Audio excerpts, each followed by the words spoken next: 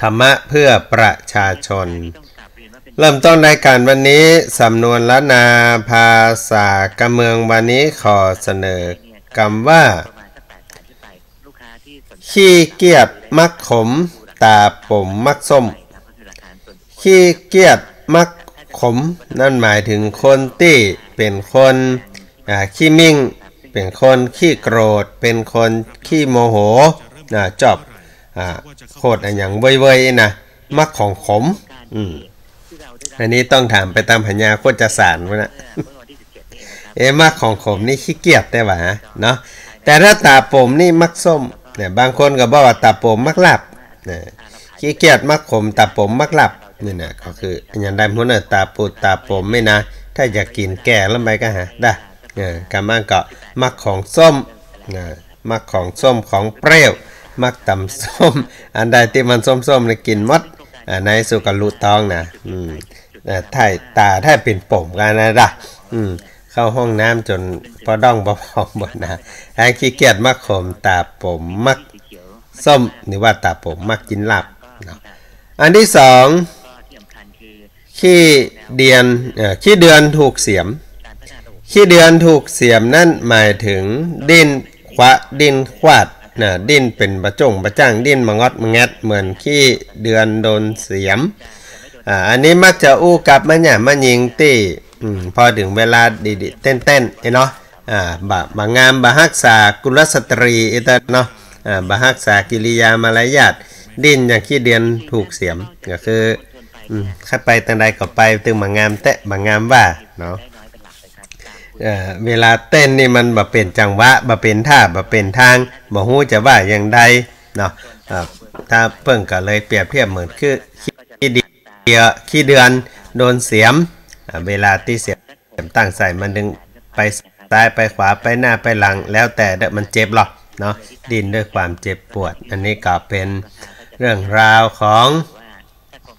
สำนวนล้านนาภาษากำเมืองนำเอามาอู้มาจ่ามาฝากกับญาติโยมท่านสาธุชนพุทธบริษัททุกท่านในช่วงเช้าของวันนี้ไปพบปะเสียงเพลงกันสักหนึ่งเพลงก่อนแล้วก็กระเดียวเฮาปิกมาอู้มาจ่ามาปะกันแถมกำเนอะอยู่ทำเลตั้งที่ดีนะครับอยู่ใกล้ชุมชนนะฮะมีสิ่งอำนวยความสะดวกค่อนข้างมากนะฮะโครงการในระยะหลังของเราเนี่ยเราเน้นเรื่องการออกแบบที่ทันสมัยขึ้นนะครับแล้วก็การใช้วัสดุก่อสร้างที่อยู่ในคุณภาพที่ดีนะฮะสีโครงการจะสังเกตอย่างนี้จะสีค่อนข้างเหมือนของเอกชนเลยครับจะเป็นเอิร์ธโทนบ้างเป็นสีที่ดูแล้วนุ่มนวลนะครับดูแล้วสบายตานะครับแล้วเรื่องการที่เราทำ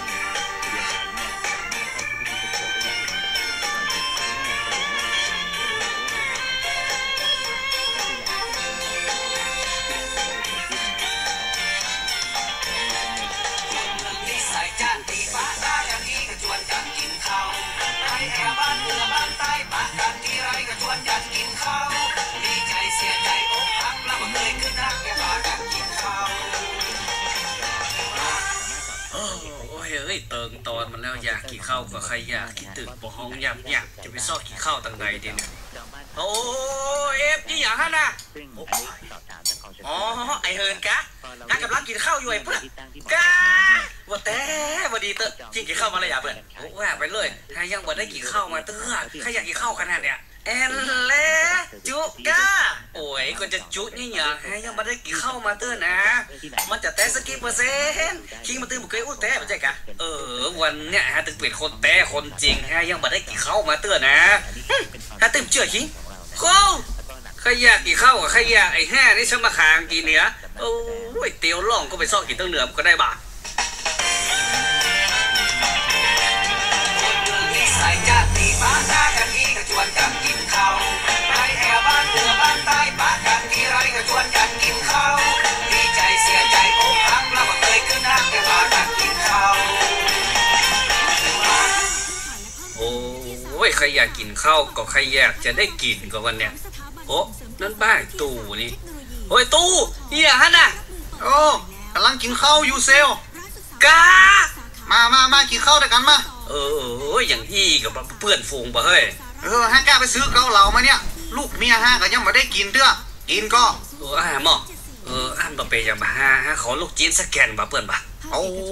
ลูกจีนเนี่ยคิงมาหูอย่างกันลูกค้านี่มันมากขนาดเลยลูกจีนเนี่ย นั่นเตอะหาขอจีนโซดสักตินก็ได้บ่เปิ้นบ่ เซลเอ้ยจีนสดนี่นะมีอาหารมันจะด่าถ้าการให้กินกินนะมันมากที่สุดเลยเนี่ยมันสร้างพิเศษมาเลยอ่ะจีนสดเนี่ย หมอพักบุ้งก็ได้บ่หากินพักบ่ได้บ่เปิ้นบ่ คิงบอกหูไอ้อย่างกะฮาเนี่ยเป็นคนเดียวในหมู่บ้านเลยที่มักพักบุ้งที่สุดเลยวันนั้นไอ้นั่นมาขอกินฮะตีมันตาแตกเลยอ่ะ โอ้อันล่ำเหลืออันหาขอหยิบน้ำสักกำก็ได้บ่เปิ้นบ่ ขี้อย่าหีบน้ำกะขี้ไปเคลียร์กับหมาฮะก่อนเนอะเพราะว่าให้จะเอาเตวก็เข้าขึ้นมาหาหีบพอนะไอ้โกงนั่งอยู่หัวขั้นไดแปลงตาใส่มองๆนะหีบไปอุ้มมันปะ โอ้ยอันล่ำเหลือบ่ได้กินก็บ่กินแล้วไปปีกบ้านดีกว่าบ่ใส่จานตีป้าหน้ากันนี้ก็ชวนกันกินข้าวได้แถวบ้านเหนือบ้านใต้ปะกันที่ไรก็ชวนกันกินข้าวดีใจเสียใจอกหักแล้วก็เคยขึ้นนักแต่ปากันกินข้าวไปซอกกินข้าวทางใดก็บ่ได้กินปีกมาซอกกินที่บ้านดีกว่าบ่เฮ้ยโอ้ถ้าเสียงอะไรอย่างโอ้เกิดออกแล้วเฮ้ยเลี้ยงนกว่าหั่นตวงเอาละบะแกงแค่นกดีกว่าบ่เฮ้ยเดี๋ยวไปเซาะผักเซาะปีมันแกงแค่บะโอ้ยเหมาะเว้ยจินก็ลำน้ำก็ลาย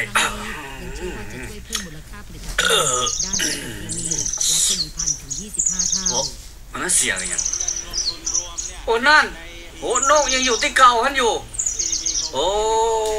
ที่กินไปจีนนวลนุ่งนี่แปลว่าปีไปเหรอกันน่ะจะกินแกงแค่นกจะมาลืมใส่นกจะมากินแกงแค่ปีไปเหรอจะมาว่าห้องเยอะเย้ยนี่เนอะกล้าเงา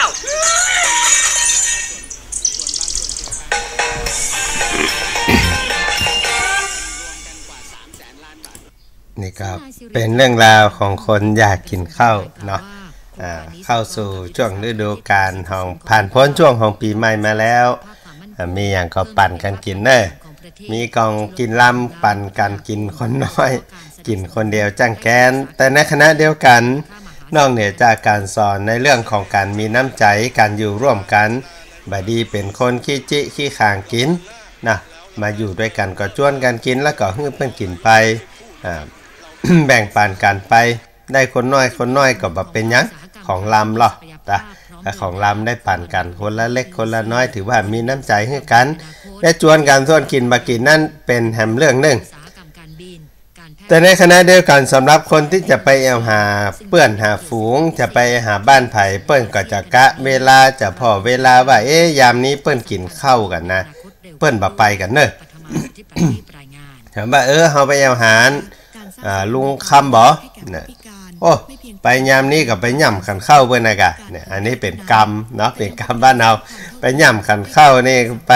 ไปจับเวลาเปิ้นกินข้าวตั้งแต่ของกินเนี่ยยังในเสียงเพลงจ้ะเปิ้นจะปอกินแบบปอกินกำลังเป็นนั่งวิตกกังวลอยู่หรือว่าเปิ้นกำลังกินข้าวด้วยกันซ้อของกินลำมากะจะกินกันในครอบครัวมีน้อยเดียวเฮาเพิ่มเข้าไปบ่จวนก็ยังได้ยังเบาหูจวนเข้ามานั่งกินก็ลูกเมียก็จะกินบะลำเนี่ยอันนี้เปิ้นก็เลยเป็นข้อมารยาทบ่ใช่เป็นข้อห้ามอย่างเก่าเป็นมารยาทว่าจะไปเอาหาเปิ้นนี่บ่ดีไปยามเปิ้นจะกินข้าวกินปลายามเปิ้นกี่ข้าวงายยามเปิ้นกี่ข้าวตอนยามเปิ้นกินข้าวแรงนี่บ่ดีไปยามนั้นแต่ถ้าไปก็ไปหลังเหียแตะหรือว่าไปก่อนแล้วก็อู้กันไปอู้กันมาเปิ้นลวดจวนกันกินข้าวเนี่ยกินเนี่ยว่าอันนี้ไปแถมแบบหนึ่งเนาะแต่ถ้าเป็นในยุคสมัยปัจจุบันก็นัดปะกันไปปะกันตามร้านตามรวงกินข้าวกินปลากันตามร้านอาหารกินข้าวกินปลากันตามตูบกัดอันนี้ไม่เป็นไรเพราะว่านัดกันไปกินข้าวแต่ถ้าอย่างในเสียงเพลงนี่จะเป็นเหตุทำให้เดือดร้อนวุ่นวายเพื่อนฝูงกันแต่บ่ฮื้อกันกินแต่ที่จริงแล้วอาหารที่อร่อยที่สุดนี่คืออาหารที่กินตอนที่เฮาหิวข้าวอย่างก่อลำมดน้ำพริกก่อลำน้ำปลาก่อลำขนาดแกงปีแกงแค่นกนี่จ จดกับปีนะ นกยังบินแยบๆอยู่ใจมันลืมไปหมดแล้วว่าจะกินจิ้นอะไรอย่างเนาะดังนั้นก็พิจารณาเรื่องของอาหารการกินให้รอบคอบนะบาดแท้ที่จริงแล้วอย่างก็ได้ขอให้มันปลาหลวงพ่อครูบาอ้ายวัดเวรุวันในว่าปลาเข้าลงต้องทำปลาเข้าลงต้องได้นี่ดีละน่าจะเป็นน้ำก็ได้จะเป็นพักก็ได้เป็นอย่างก็ได้จะไปติดที่ว่าลำบ่ลำจะไปติดที่ว่าดีบ่ดีแป้งบ่แป้งอันนั้นเป็นแหมแบบหนึ่งแต่ขอเวลากินข้าวดีที่สุดก็คือเวลาหิวเวลาบ่หิวก็บ่ทักกินเพราะว่าบ่มีประโยชน์ชนะอะไรอย่างแต่เวลาหิวแล้วกินแล้วก็พิจารณาเอาว่าหมอกใดปอหมอกใดปอนี่ทางรู้สึกว่าใกล้จะอิ่มแล้วบ่นี่ประมาณย่างได้ละกินน้ำกับกินน้ำเข้าไปก็จับพอดีเนาะเพื่อน้ำเข้าไปขยายขนาดของอาหารที่เราใส่เข้าไปเตี้ยมันบตันแผ่วกระเพาะเตี้ยนะกระเพาะยังรู้สึกว่าขยากอยู่แต่ว่าอาหารที่เรายัดลงไปใส่ลงไปมันไปอยู่ที่ลำไส้เราอยู่นะเพราะนั้นท่านยูโยนลงไปนี่ก็จะทำพอกินน้ำนะยัดลงไปก็จับพอดีอิ่มพอดีเนี่ยอันนี้ก็ เป็นวิธีการในการกินข้าวประมาณถ้ารู้สึกว่าสัก 2-3 กรัมจะอิ่มละนี่ต้องเบรกตัวเก่านะแต่มันยังอดบ่ได้ดาถือถึงตอนนั้นนี่มันขอสักกำเตะนี่นะแรงปลาของกินลำๆนี่นะเอาติ๊กๆนะแล้วก็ ในธรรมเนียมของการกินข้าวนะการฉันข้าวสำหรับตู้เจ้าพระนายนี่แต่ละเปิ้นก็คือตักใส่บาตรนะหรือว่าตักแล้วก็กินที่เหลือก็คือศรัทธาญาติโยมไปยกเว้นว่าศรัทธาญาติโยมเกียมมานักมาหลายอย่างเมื่อตะวันนี้เปิ้นเกียมก๋วยเตี๋ยวเกียมอาหารการกินไปกันหลายจัดให้ตู้เจ้าแล้วศรัทธาก็กินเข้ากันอันนี้บ่ห่วงกันศรัทธาก็บ่ต้องห่วงตู้เจ้าละจัดให้เรียบร้อยตู้เจ้าก็บ่ได้กังวลว่าฉันนักไปเดี๋ยวศรัทธาจะบ่ได้กินข้าวหรือว่าฉันไปแล้วจะเลยเวลาการศรัทธาเพิ่นจะเดือดร้อนอันนี้บ่ทักกังวลเพราะว่าจัดแบ่งเป็นสัดเป็นส่วนเรียบร้อยอันนี้ก็ตู้เจ้าพอตู้เกณฑ์ให้ตู้เจ้าฉันแล้วศรัทธาก็ว่ากันไปนะอันนี้ก็เป็นเรื่องของการครบการฉันแต่ถ้าว่าวัดที่เพิ่นเป็นวัดส่วนหนึ่งที่เปิ้นเป็นวัดปั่มเปงปฏิบัติเปิ้นก็จะให้ตู้เจ้าไปตักก่อนตู้เจ้าตักเรียบร้อยก็ศรัทธาตวยก้นนะศรัทธาก็ตวยไปตักอาหารแล้วก็พิจารณาแล้วก็เอาไปครบไปฉันหมอกปอเนาะกินอาหารหมอกปอว่ายามกินนี่กินอย่างมาเจ้ากินอย่างราชาสายมาก็คือตอนเที่ยงกินอย่างธรรมดาทั่วๆไปนะแต่ถ้าแรงมาเพิ่นว่าให้กินอย่างยาจกถึงจะทำให้สุขภาพดีแต่ไม่ได้เฮาจังปิ้นกันดะมาเจ้าเอาแบบน้อยๆนะกลัวมันง่วงมาตอนก็เอาหมอกพอดีกินนักบ่ได้หนังท้องตึงหนังตาย่อนก็เดี๋ยวก็จะบ่ได้การบ่ได้งานขับมาบอกหมอกมันก็ได้ตึงได้ไปไหนละกินแล้วก็จะรับละนะแท้ที่จริงแมลงนี่เปิ้นให้กินน้อยเพราะว่าแค่เดียวจะพักผ่อนบ่ได้ใจบ่าใจแหงมาตอนก็ว่ากันหมอกพอดีพอสะสมมาแต่มาเจ้าแล้วในเวลาทำงานช่วงกลางวันจะได้เผาผลาญอาหารให้เต็มที่เอาไปกินก่อนนอนเต็มที่บ่ได้เผาผลาญก็เลยกลายไปขี้ปุ่มสวดออกน่ะเป็นโรคหลายๆโรคน่ะเปาะไปนี่ความดันก็ไม่นี่เบาหวานก็ไม่นี่อันอย่างก็ไม่นี่มัดเป็นศูนย์รวมแล้วเนี่ยเนาะเพราะนั้นต้องเลี้ยงระดับการกินไม่การชันไม่มาเจ้าอย่างราชาสายมาแบบธรรมดาข้ามมาให้กินเหมือนยาจกก็จะเป็นเหตุทำให้สุขภาพกลับมาแข็งแรงแห่งคำหนึ่งหรือการแมลงมาก็กินผลไม้กินอาหารที่มันเบาๆพอกระเดียวร่างกายจะได้พักผ่อนแล้วยกเว้นคนที่กินแรงเนอะกินแรง 4-5 โมงเอาแล้วนี่นะอันนี้ต่ำบ้านนอกบ้านนานี่5 โมง 6 โมงเอาแล้วหลอดตะวันยังมาตันตกดินเตี้ยอันนี้เพราะว่าเข้าแรงแต่ก็คือเข้าตอนแรงแต่ส่วนใหญ่ปัจจุบันนี่มันจะบ่ใช่เข้าแรงนะมันจะไปเข้าค่ำเข้ามืดไปละก็เดี๋ยวจะเข้านอนแล้วก็กินถึงจะได้เวลากินข้าวกินปลากันนั่นก็ ฝากเราท่านทั้งหลายพิจารณาเนอะทั้งหมดทั้งมวลนี่ก็บ่ใช่เพื่อหยังเพื่อสุขภาพที่ดีของหมู่เฮาเพราะว่ายาดีที่สุดก็คือยารักษาสุขภาพยาแปลงที่สุดก็คือยาที่จะมารักษาสุขภาพเฮานี่เหมือนเดียวกันแต่ในขณะเดียวกันยาที่ถูกที่สุดก็คืออาหารการกินและก็การพักผ่อนหลวงพ่อวัดพระธาตุดอยสุเทพพระธรรมเสนาบดีนี่บอกว่านอนนี่คือยารักษาที่ดีที่สุดอันนี้หมอบอกไว้เวลาหลับเวลานอนที่ดีที่สุดนั่นก็คือเวลา10 โมงเพราะว่านะ10 โมง9 โมงไปทำวัดแล้วหยาดน้ำอย่างเรียบร้อย10 โมงก่อนเข้านอนเด้อไปจนท่าถึงมะเจ้ามันน่ะเนาะอันนี้เป็นช่วงเวลาที่ร่างกายจะเอาสารอาหารอย่างต่างๆที่เฮาสะสมไว้เอาไปซ่อมแซมเอาไปดูแลสุขภาพของเฮานะเพราะนั้นการนอนนี่เป็นยาที่เป็นยาดูแลสุขภาพที่ดีถ้าได้รับได้พักผ่อนก็จะเป็นเรื่องที่ดีละแต่ถ้าบ่ได้รับบ่ได้นอนบ่ได้พักผ่อนอันนี้สุขภาพก็จะแย่ไปตัวเพราะนั้นรับให้อิ่มกินให้อิ่มนอนให้อุ่นหุ่นบ่ต้องไปกังวลมันกินอิ่มแล้วนอนรับพักผ่อนดีแล้วสุขภาพก็จะดีนะเพราะนั้นกินน้ำยังไปผ่านวิธีการกินน้ำเพิ่นว่าเวลาจะกินน้ำก็คือมะเจ้ากิน1 แก้วกวายมา1 แก้วเป็น2แล้วเนาะแล้วก็กินข้าวตอนแล้วกินแหม1 แก้วเป็น3แล้วตอนบ่ายๆก่อนแหม1 แก้วเป็น4แล้วก็เวลาตอนแรงก็แหม1 แก้วก็เป็น5จะอาบน้ำก่อนอาบน้ำกินน้ำประมาณ1 แก้วเนาะ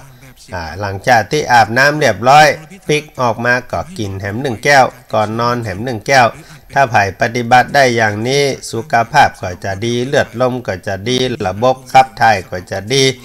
เพื่อกินน้ำเพื่อได้วันละ5-6 แก้วก็เรียงกันประมาณนี้ส่วนใหญ่แล้วดามานั่งกึดพอไปอ่านปะเขาใส่มาเกิดถึงตัวเก่าวันหนึ่งกินน้ำกี่เตือนเนี่ยวันหนึ่งกินน้ำแค่มะเจ้าเนาะไปควายพุ่นก็เอาเหี่ยแก้วหนึ่งมาตอนแหมแก้วแต่กินข้าวแล้วฉันข้าวเรียบร้อยแล้วก็กินน้ำปะกันแหมกำกับปุ้นน่ะแมลงบุญละหรอกกลางวันนี้ก็บ่กินละแล้วก็จะมาค่ำจะนอนกับแหมแก้วร่างกายได้น้ำน้อยก็เลยเป็นเหตุให้เลือดลมเดินบาดสะดวกเพราะว่าน้ำมันน้อยเพราะว่าเหมือนแผ่นดินน่ะมันได้น้ำน้อยนี่มันบาดจุ่มอะไรอย่างก็บาดเจริญงอกงามแต่ถ้าแผ่นดินได้น้ำจุ่มๆแล้วก็อายังก็ขึ้นแล้วเนอะมันจะดูดสารอาหารจะเอายังขึ้นไปก็มีน้ำมีอย่างเป็นส่วนทำให้คืบปลาขึ้นไปหล่อเลี้ยงลำต้นหล่อเลี้ยงใบออกดอกออกผลที่ดีชีวิตของเฮาก็เหมือนเดียวกันแต่ถ้าหากว่าเฮาบ่กินน้ำอาหารเข้าไปแต่มันเอาไปฝืดก่อนมันเหมือนก้นปูนแล้วบ่ใส่น้ำเนี่ยนะใส่น้ำน้อยๆมันก็จะฝืดหน่อยไอ้นั้นมีน้ำมันก็จะทำให้คล่องเนื้อคล่องตัวดีอันนี้ก็ฝากกับเฮาท่านทั้งหลายกำเด้อเอาไว้ฝากไว้หลายอันเลยนะเอาไว้พิจารณาส่วนจะปฏิบัติได้นักน้อยเพียงใดนั่นก็ค่อยๆไปบางคนนะอีแม่บักค่าสู้นะท่านน้ำนี่นะอย่างมันบักข้ามเหี่ยวเฮ้ยนะนี่ที่ปัสสาวะนี่ก็ก้อยเหรอครับค่าเหี่ยวคำนี่ก็เตียวไก่ลำบากเป็นกุกะนะโมถึงบักค่าสู้ไอ้น่ะถ้าบักสู้น้ำนี่ก็ร่างกายเฮาก็จะเครื่องยนต์มันร้อนด่ะมันก็จะเดือดร้อนไปตัวเพราะนั้นก็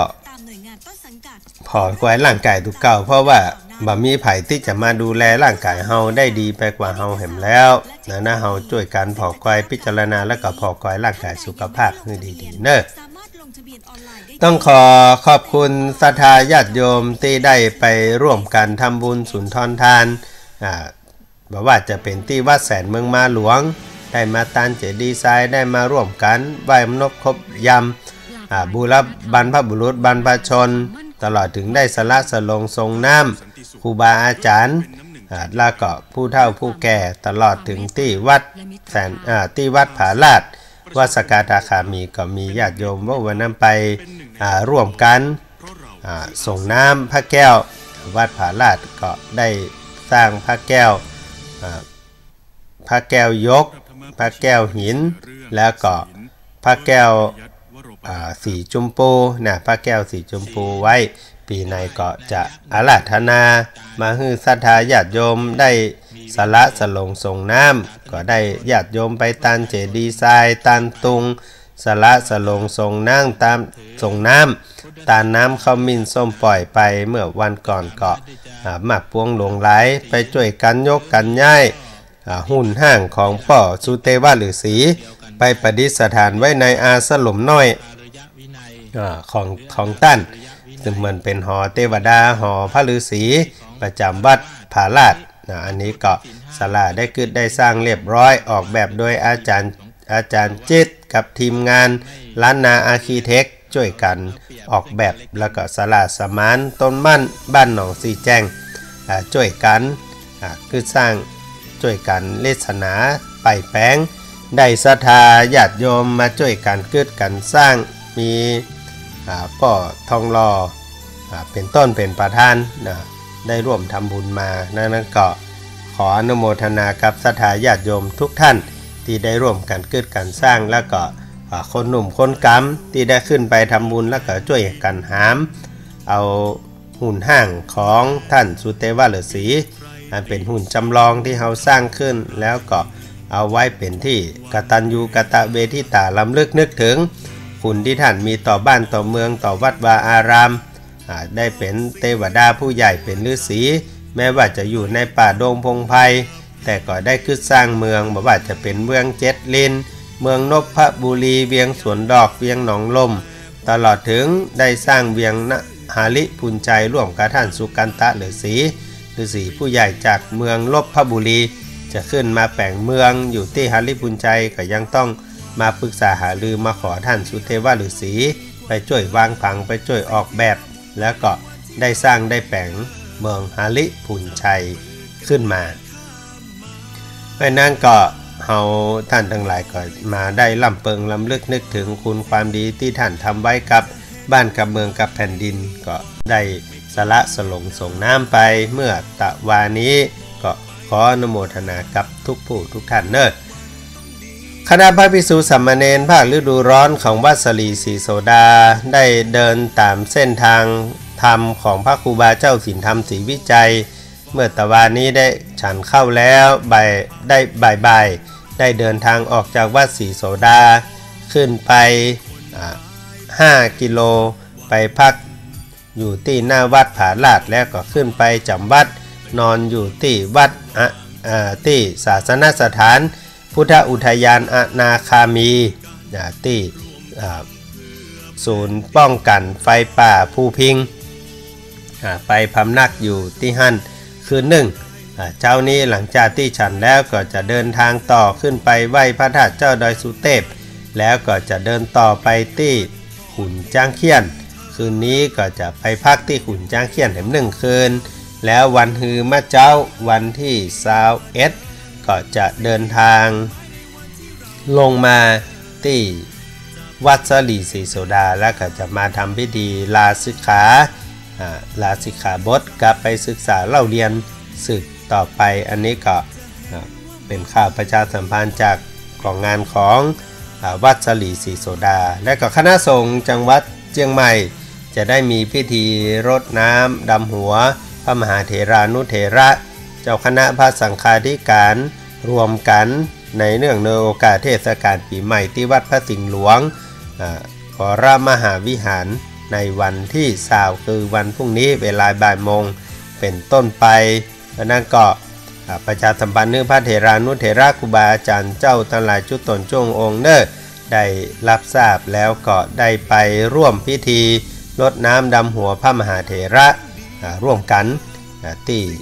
วัดพระสิงห์หลวงพระมหาเถระผู้ใหญ่ก็จะมีหลวงปู่ทองหลวงพ่อพระเทพโกศลหลวงพ่อพระเทพปริยัติหลวงพ่อพระธรรมเสนาบดีเป็นต้นเป็นประธานตลอดถึงพระมหาเถระผู้มีอายุพรรษาการนักๆเราก็จะไปไหว้ไปสักการะบูชาท่านขอขมาตามธรรมเนียมประเพณีที่ดีงามของบ้านเฮาเพื่อจะได้รับสิ่งที่ดีที่งามสืบต่อไปวันนี้เวลาของรายการหมดลงแล้วก็เดี๋ยวก็ไปฟังรายการเสียงจากชุมชนป่าแดงและสันทรายหลวงจากตุปิเอพระครูสังฆบริหารธรรมนูญธรรมคุโนเป็นลำดับไปเนอะ ผมว่าแกงโฮสันทรายหมดหรือยังนะถ้าบ่หมดก็เจริญอาหารต่อไปเนอะทุกพี่เอ๋เนอะกินนักๆจะได้มีสุขภาพดีขอบารมีแก้วเจ้าทั้ง3คุณทานศีลภาวนาปกป้องรักษาครูบาอาจารย์ญาติโยมท่านสาธุชนทุกท่านอยู่เย็นเป็นสุขจุ่มเนื้อเย็นใจสุขภาพพลานามัยสมบูรณ์แข็งแรงฮิก็ขอฮือปันมาหาก็ขอฮือปันได้คือดูตั้งกินดูตั้งใจดูตั้งเก็บไว้ดูตั้งได้เป็นตาล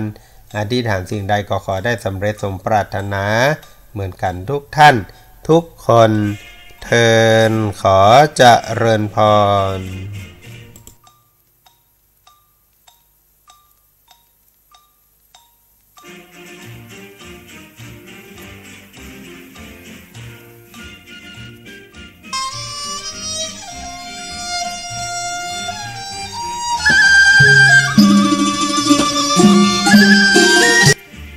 ธงชาติและเพลงชาติไทยเป็นสัญลักษณ์ของความเป็นไทย